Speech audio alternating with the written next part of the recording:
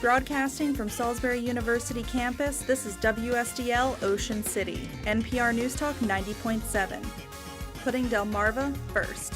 Stay tuned for Delmarva Today with your host, Don Rush.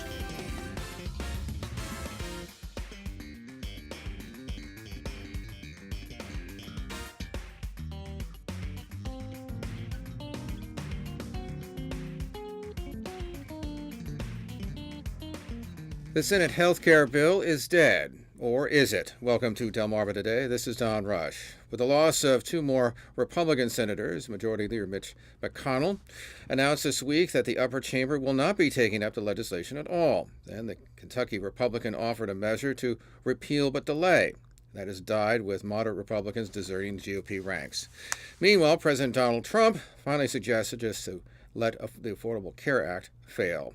In our studio this morning is Vincent DeMarco. He's with Healthcare for All, which is holding a number of hearings, public forums on Medicaid in Maryland this week. Welcome to the program. Thanks for having me. A pleasure to be here in Salisbury. So what is your reaction then to the latest news out of the Capitol Hill? We're very pleased that the anti-healthcare bill, which Senator Mitch McConnell and President Trump were proposing, is dead, has failed, because that means that the health care that 22 million Americans rely on from the Affordable Care Act is not under threat anymore like it had been. And we commend those senators who rejected it because it was going to take away health care. In particular, 3 senators who said no way were they going to go along with the repeal-only bill that President Trump was proposing now. Senator Collins from Maine, Senator Lisa Murkowski from Alaska, and Senator Capito from West Virginia. 3 women Republicans said no way would they accept a bill that was going to immediately end the Medicaid program, which has helped so many millions of Americans and hundreds of thousands of Marylanders. And that's why we were in Salisbury with a forum where people who benefited from the Medicaid program told their story. And these stories are very powerful, Don. These stories are life and death stories. You may have seen the front page of the Salisbury Daily Times where this woman said she's scared to death that her health care was going to be taken away. That was before we learned that bill was dead. Now, we're not letting down our guard. We know that the congressional Republican leadership wants to do this. We don't know why, but they want to take health care away from 22 million Americans, hundreds of thousands of Marylanders. Sadly, Representative Andrew Harris, who represents this district, voted for this immoral piece of legislation. I don't know how he sleeps at night, knowing that he voted to take thousands of his constituents off of health care, maybe threatening their lives, including Joanna Weaver, who's disabled, and who tells how reliant she is on Medicaid to be able to work, to be able to live. She's the one who said she was scared to death that the bill that Andy Harris voted for would become law. Why does that have to happen? It doesn't have to happen. One of the things we want people to understand is it's not only these millions of Americans and hundreds of thousands of Marylanders who benefit from Medicaid directly who are helped, but all of us. Since the Affordable Care Act took effect, there's been a dramatic decrease in uncompensated hospital care, which is people not having health care coverage going to the hospital to be treated for emergencies and for acute problems. Who pays for that? All of us, through higher premiums. We call that a hidden health care tax. So the Medicaid expansion has helped reduce the hidden health care tax on all of us. It's a huge success. We hope that Congress will not ever take up, again, a repeal. And we want to commend our 2 senators, Ben Cardin and Chris Van Hollen, and the rest of our congressional delegation for standing up to this and sticking with the Affordable Care Act. Let me ask you this. What do you think went wrong for the Republicans? Are we talking before this interview that they ran against the Affordable Care Act in 2010? Here we are some 7-odd years later, and they ran into this problem of then what to do with replacing the Affordable Care Act. What do you think structurally went wrong? Was it just simply that they wanted to simply eliminate it, or they were rolling back? Because there are certainly forces within the Republican Party to do that. Or was there any real effort to find any kind of real alternative? They never really had a serious alternative. That's their fundamental problem. All the times when President Obama was president that they passed repeal measures, they knew it wasn't really going to take effect because President Obama would veto it. In fact, Senator Pat Toomey, a Republican from Pennsylvania, was quoted recently as saying they never thought Donald Trump was going to win, and they thought they didn't have to come up with anything because they would pass a repeal, Clinton would veto it, so they wouldn't have to worry. But when Trump became president, it suddenly became real. In other words, if they passed these measures, millions of people would lose their health care. And they heard about it. They heard about it in amazing, loud ways from Americans all across the country. Support for what we can call Trump care or Ryan care or McConnell care was at the most 17%. Some polls showed it as 8%, because the American people did not want this kind of disaster. And in fact, support for the Affordable Care Act is at an all-time high amongst Americans all across the country because Americans know the Affordable Care Act is working. Now, it needs to be tweaked, it needs to be fixed, and we knew that all the time. That's why several Republican senators, most prominently Senator Susan Collins from Maine, has said, okay, let's stop trying to repeal the Affordable Care Act. Let's work with the Democrats to come up with some fixes. We hope they do that, and I know that Senator Chris Van Hollen and Senator Ben Cardin and the rest of our delegation, aside maybe from Andrew Harris, want to do that. In fact, Senator Ben Cardin has proposed a measure, Senate Bill 1511, which would make some really good suggested changes to the Affordable Care Act. So we hope that that's what happens next. Sensible legislation. We were very pleased that Senator Lamar Alexander, Republican from Tennessee, chairs the Health Committee, publicly announced he's going to hold a hearing. Thank goodness, a hearing where people can say, this is what's going on well, this is what needs to be fixed. I hope he follows through and holds that hearing because we'll learn a lot then about what we could do to make the Affordable Care Act better. We're all in favor of that. Meanwhile, I want to emphasize that we in Maryland are not just sitting around waiting. We're doing these events across the state, one in Baltimore City, one in Salisbury, and we're going to have them all across the state showing how Medicaid benefits people. In addition, the Maryland General Assembly enacted a new law creating a Health Insurance Coverage Protection Commission. I'm honored to be on that commission. The chairs are Senator Brian Feldman from Montgomery County, Delegate Jocelyn Pena-Melnick from Prince George's County. This commission, with representatives picked by the legislature and the governor, are charged with examining what happens in Congress and out of the Trump administration and seeing how we can fix whatever problems they cause in Maryland. Because we're worried that the Trump administration, now that they can't get this repeal bill, will try to administratively undermine the ACA. Well, I was going to ask you because the words out of the president and many of the congressional members, but particularly, is that the Affordable Care Act is going to fail. The president says we should just not do anything and let it fail. What do you say to them? They talk about skyrocketing premiums, for example, as one example, or no, for instance, health insurance in a number of counties. That's one of the other arguments that's been made. And they look at the landscape, they say this is imploding, and maybe it's the best thing to do is just simply stand back and watch it implode. That is a disgraceful and immoral attitude for President Trump. And it's shameful for him to say that he's not going to try to help people keep the health insurance they have. He's in a position to help them. He doesn't want to do it. That is shameful. But let me just say, it's important to remember that there are two key parts of the Affordable Care Act. One is the expansion of Medicaid. And luckily, there's nothing that President Trump can do to undermine that. That's in place. It's working. They were trying to repeal it with the Affordable Care Act, repeal bills they had. Luckily, that's gone.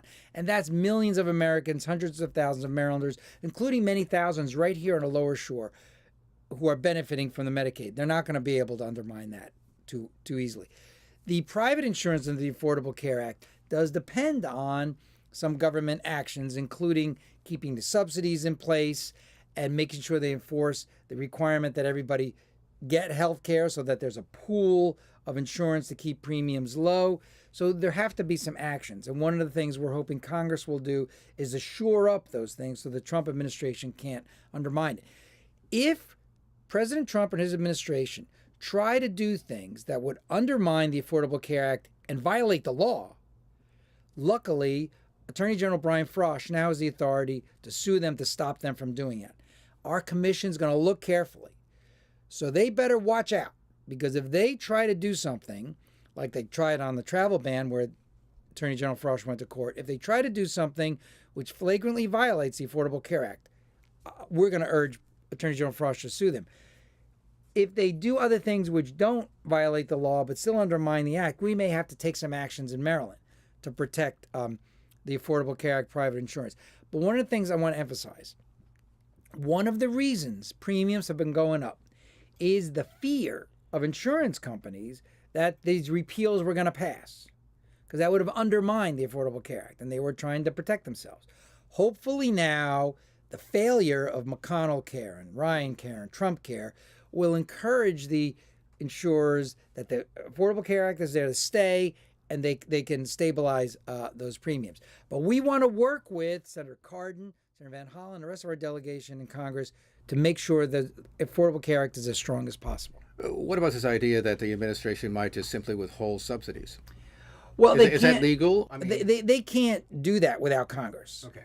Because the subsidies are in law. Now, if they propose a budget that doesn't have the subsidies, Congress can put them back in.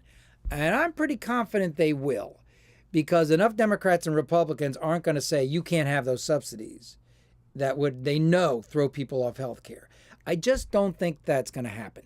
And one of the things that Americans need to understand is that those of you out there in Maryland and across the country who are demanding that the Affordable Care Act not be repealed, we've got some success, but don't let your guard down.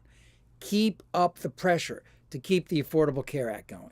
One of the things that struck me about this debate is that one of the issues that came up, particularly in the Senate, was that they can only repeal so much. You can't because of the reconciliation issues. One of the things they didn't, as I recall, could not repeal was covering pre-existing conditions, which seems to be the underlie everything else. If you have to cover somebody, whether they have a pre-existing condition or not, everything else then flows from that. As I say, you have to have mechanisms then to cover those people. So that seemed to me as if you would eliminate everything else but that, you've got a real serious problem. You have to find some other alternative to funding it. I mean, is that sort of the linchpin here? Well, again, remember there are two parts of the program. Right. The Medicaid is not affected by that. Medicaid, everybody under Medicaid has all the full coverage. In the private insurance, it was very, very important that piece be put in saying you can't deny someone for pre-existing conditions. And again, I want to emphasize that in coming up with that, the Obama administration and the Democratic Congress held hearings, talked to insurance executives, talked to consumers, talked with hospitals, talked with doctors to come up with a plan that worked. McConnell and Ryan and Trump didn't talk with anybody, and they came up with a disastrous plan. You can't have a system where insurance companies are required to give everybody care, even if they have pre-existing condition, without at the same time requiring that everybody get insurance, because if you do, someone will only buy insurance when they're sick. And that would cause premiums to go way up and make it impossible to have health insurance.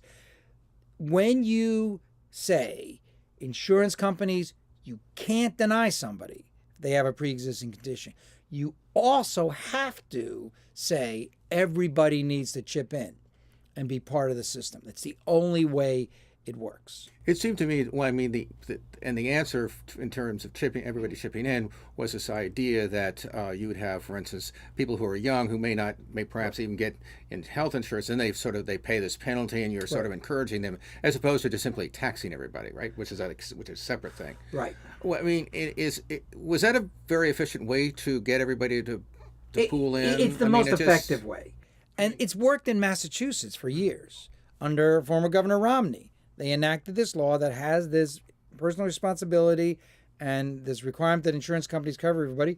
It's worked. Everybody does it. Almost everybody does pay the penalty, but most people do it. Only 3% uninsured in Massachusetts. It really works. The fact of the matter is, most people, when a choice is between paying some amount into their taxes and not getting anything, or paying some amount into insurance and getting insurance, will do the latter. But again, unless these folks who are not sick are encouraged to get insurance, you can't require insurance companies to insure everybody, or else they won't be able to afford it. It just will not work. So do you see this debate as moving the idea of single-payer system forward?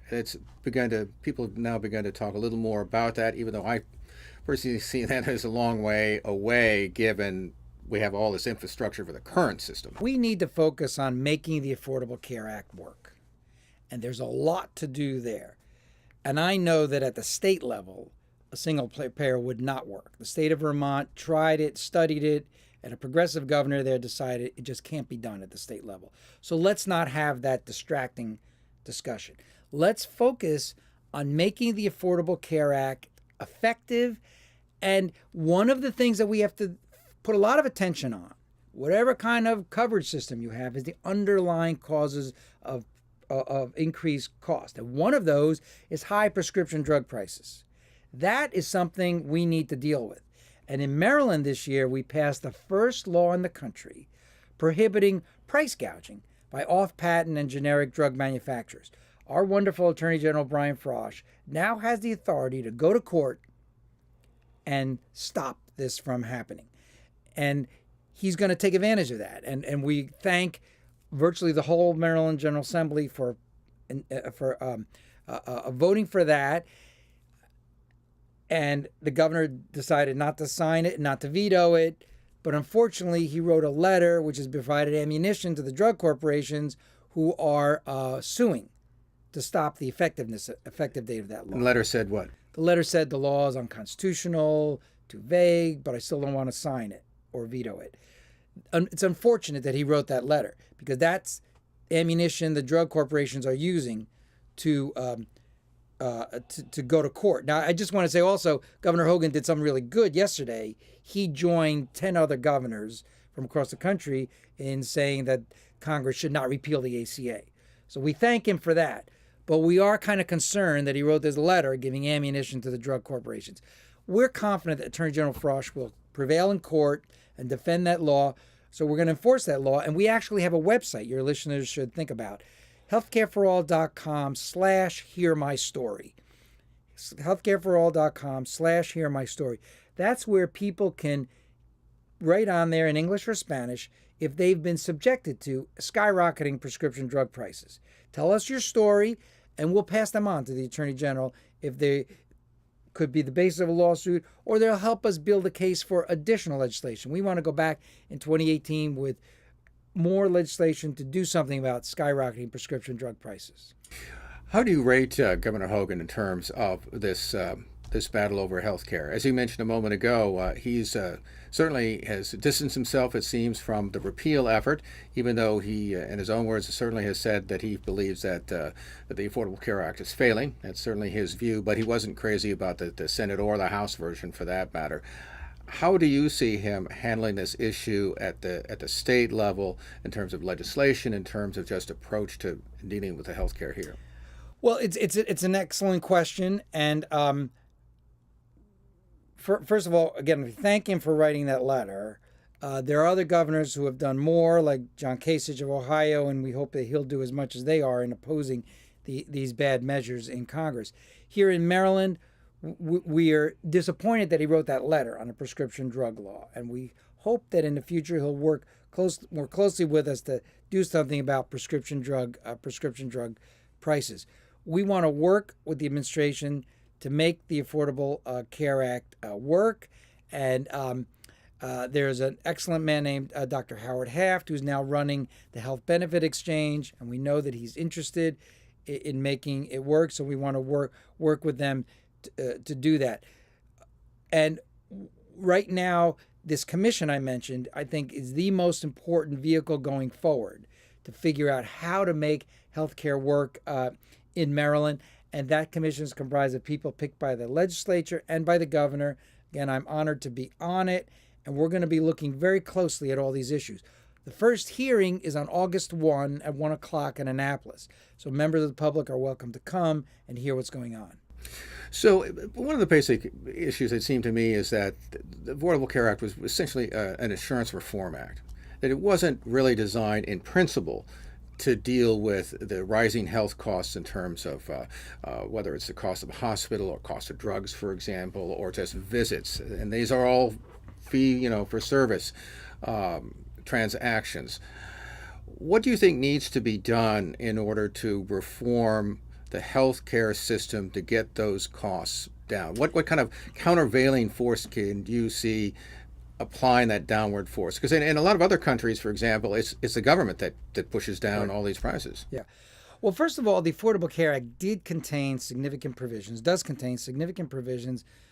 to encourage preventive care, like making no co-pays for preventive care, encouraging things that keep people healthy, and there's a comparative effectiveness studies in there to make sure that money goes to places and procedures that work. So it does have provisions in it to improve public health and reduce healthcare, skyrocketing healthcare costs.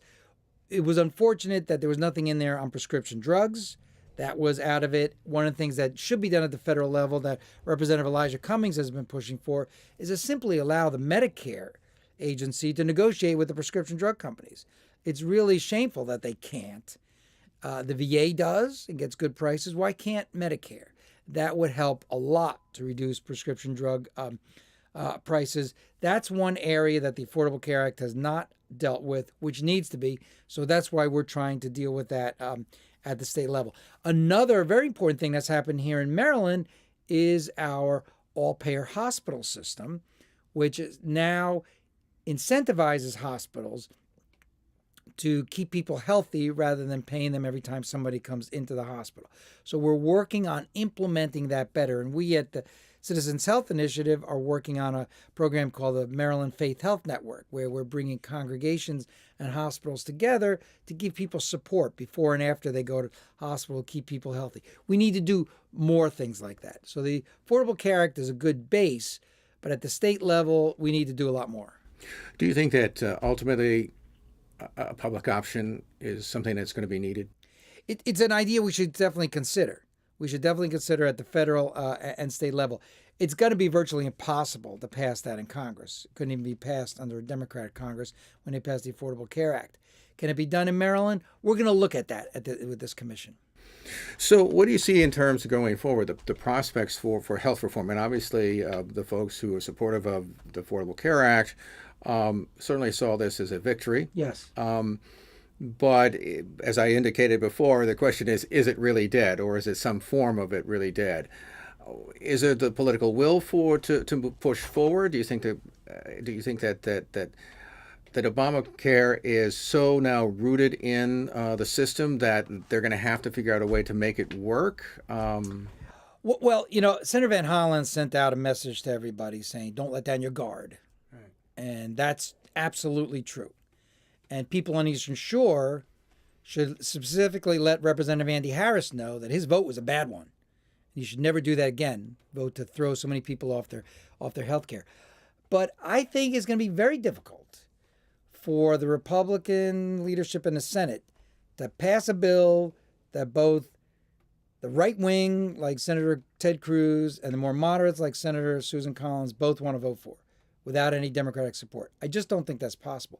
What that means is it's time for Senator Alexander from Tennessee to hold a hearing and for reasonable people on the Democratic and Republican side to come together and figure out how to make the Affordable Care Act better. I don't think it's possible for them to pass a repeal of the Affordable Care Act. I just don't think it's possible. And that means they need to work together in the Congress to come up with measures that make sense.